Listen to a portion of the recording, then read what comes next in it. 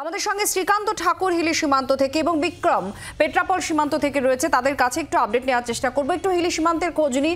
শ্রীকান্ত, কি অবস্থা? সকালে আমরা দেখছিলাম ইমিগ্রেশনের জায়গায় প্রচুর বাংলাদেশি মানুষজন তারা খোঁজ খবর নেওয়ার জন্য হাজির হয়েছেন, এখন কি ছবি?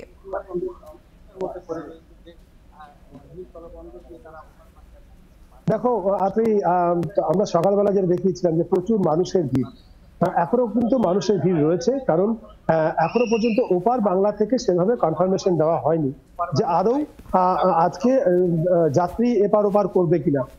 এবং রপ্তানি বাণিজ্য বন্ধ আছে, সেটা আমরা আগের থেকেই, গতকালকে থেকে রপ্তানি বাণিজ্য বন্ধ আছে। এবং আজ এই মুহূর্তে আমি আমার ক্যামেরা পার্সনকে দেখাতে বলবো যে বিএসএফ এর আধিকারিকরা কিন্তু এসে পৌঁছালেন।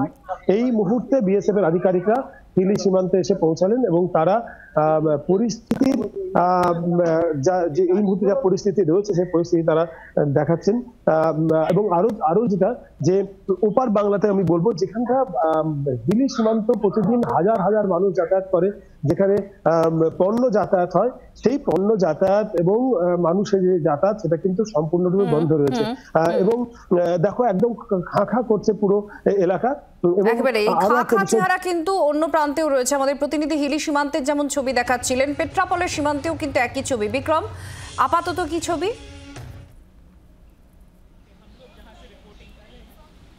দেখো, তোমাকে যেটা জানাবো যে এই মুহূর্তে আমরা দেখতে পাচ্ছি কার্যত নিশ্চিদ্র নিরাপত্তার মধ্যে মুড়ে ফেলা হয়েছে এই পেট্রাপল সীমান্ত এলাকা এবং তার সংলগ্ন এলাকাকে। তোমাকে দেখাবো এই মুহূর্তে একদম আমি বর্ডার চেকপোস্টের সামনে দাঁড়িয়ে রয়েছি। এখানে কিন্তু শুধুমাত্র কিছু অত্যন্ত প্রয়োজনীয় অর্থাৎ এমার্জেন্সি কিছু ভেহিকেল রয়েছে, সেগুলিকেই মূলত ছাড়া হচ্ছে। এর পাশাপাশি কিন্তু সমস্ত ধরনের পণ্যবাহী গাড়ি থেকে শুরু করে যে সমস্ত যাত্রীবাহী গাড়ি, সমস্ত যান চলাচল কিন্তু গতকাল দুপুর থেকেই বন্ধ করে দেওয়া হয়েছে বর্ডার সিকিউরিটি ফোর্সের তরফ থেকে। অর্থাৎ কাউকেই কিন্তু যেতে আসতে দেওয়া হচ্ছে না এই পয়েন্ট থেকে, যেখানে আমরা দেখতে পাচ্ছি যে একদিকে ইন্ডিয়ার গেট এবং ঠিক তার পাশেই কিন্তু বাংলাদেশের গেট, যেখানে বাংলাদেশের পতাকা পর্যন্ত উঠছে। ঠিক ওই পারেই তোমাকে যেটা আমি জানাবো, যেটা আমরা জানতে পাচ্ছি সূত্র মারফত, যে একাধিক যে আওয়ামী লীগের পার্টি অফিস সেখানে কার্যত পুড়িয়ে দেওয়া হয়েছে।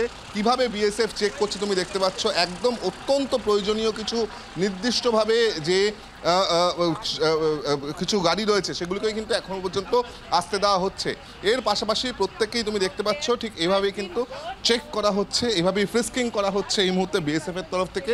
এবং যেই ছবিটা তোমাকে আমি দেখাচ্ছিলাম, ক্যামেরা পার্সন পার্থবালকে একবার দেখাতে বলবো, এই যে গেট গেট তার ঠিক পাশেই কিন্তু সামনে আমরা দেখতে পাচ্ছি যে বাংলাদেশের গেট, সেখানে বাংলাদেশের পতাকা উঠছে। ঠিক ওই পারেই তোমাকে এই মুহূর্তে ছবিটা জানাবো যে একাধিক যে আওয়ামী লীগের পার্টি অফিস তা কিন্তু অগ্নিসংযোগ করা হয়েছে, পুড়িয়ে দেওয়া হয়েছে। ঠিক ওই পাশেই আমরা যেটা জানতে পাচ্ছি যে একাধিক বাংলাদেশের আর্মির যে ভেহিকেলস তা কিন্তু সেখান থেকে মুভমেন্ট করানো হচ্ছে। অর্থাৎ এই রাস্তা দিয়ে কিন্তু বাংলাদেশ আর্মির কিছু ভেহিকেলও মুভমেন্ট করানো হচ্ছে।